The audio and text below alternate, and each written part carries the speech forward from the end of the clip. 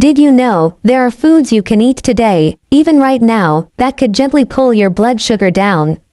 Without a single pill, not supplements, not prescriptions, just simple, everyday foods that almost nobody talks about. And yet, they could quietly change the way your body feels, heals, and ages. And the most surprising part, some of these foods might already be in your kitchen. If you're someone over 40, maybe over 50, you've probably started noticing little changes.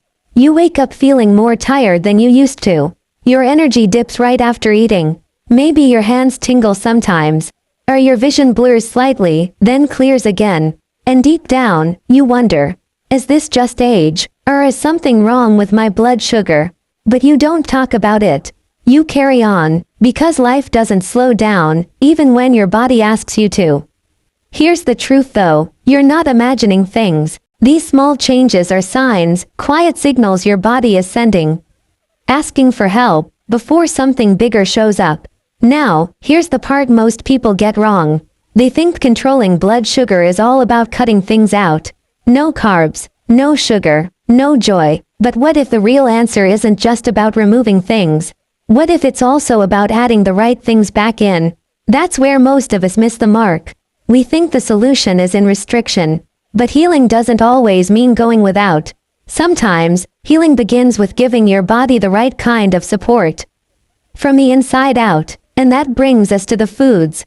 The quiet, humble heroes of this story. Let's start slow. Imagine waking up tomorrow, and instead of your usual breakfast, you make one small change.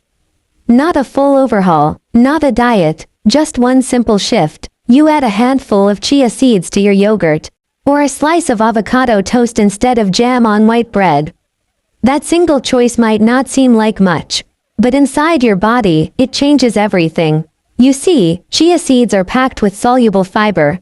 When they hit your stomach, they swell, forming a gel-like consistency. This slows digestion, which means your blood sugar doesn't spike and crash.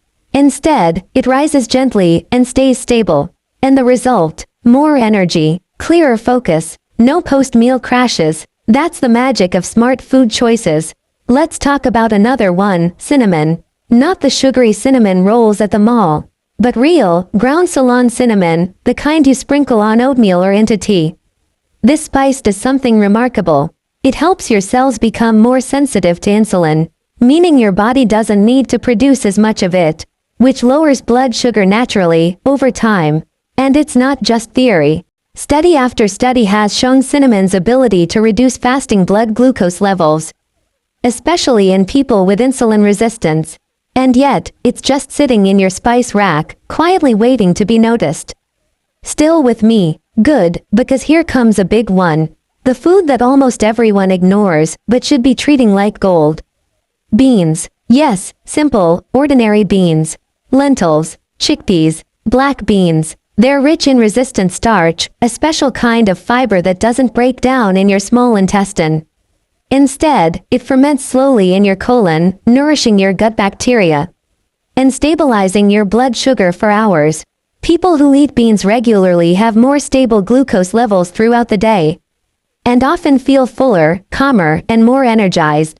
And guess what? You don't need a fancy recipe. Even a simple bowl of lentil soup can work wonders. Let's pause here for a moment. This isn't about perfection. This isn't about never having dessert again. This is about finding balance. Letting food become your gentle medicine, not through fear, but through understanding. Let's add another quiet champion to your plate. Leafy greens, spinach, kale, Swiss chard, even simple romaine lettuce. They're rich in magnesium, a mineral many people over 40 are silently deficient in. And that matters, because magnesium helps regulate insulin sensitivity. When your body gets enough magnesium, it doesn't have to work so hard to manage sugar. And the best part, these greens are so versatile. You can blend them into a smoothie, toss them in a salad, or sauté them with garlic and olive oil. No stress, just nourishment. And speaking of olive oil, let's talk healthy fats. For years, fat was blamed for everything: heart disease, weight gain, even mood swings. But now we know better. The right fats, like those from olives, avocados, and nuts, don't raise blood sugar at all. In fact, they help slow the absorption of carbohydrates, creating a smoother, more stable blood sugar curve after meals. Think of fat as a cushion, softening the impact of other foods on your body. So that means a handful of almonds before lunch can help prevent a glucose spike after. A drizzle of olive oil on your veggies helps you feel full longer and steadier in your mood and energy. This isn't about becoming a food scientist. It's about tuning in, feeling how your body responds to small changes, and slowly building meals that love you back. Now, here's the part that surprises most people. You can do all the right things and still struggle with blood sugar if your stress is out of control. See, chronic stress floods your system with cortisol, and cortisol tells your liver to release more sugar into your bloodstream. Even if you haven't eaten a bite, your body thinks you're in danger, and it's trying to give you energy to run, to fight, to survive. But you're not in danger. You're just stuck in traffic, or juggling bills, or waking up at 3 a.m. wondering if your life is going the way you hoped. So yes, food matters deeply, but your nervous system matters too. This is the moment, the quiet turning point in this story. Because now you know, lowering your blood sugar doesn't always start on your plate. Sometimes, it starts with your breath. A slow exhale, a 5-minute walk after a meal, a short nap, even laughter. These moments send a different message to your body. You are safe. You are supported. You do not need to stay on high alert. And in that safety, your body stops clinging to sugar like a life raft. It lets go. It comes back to balance. Let's take a moment to breathe that in. You don't have to fix everything at once. You don't need to buy exotic superfoods or follow a rigid plan.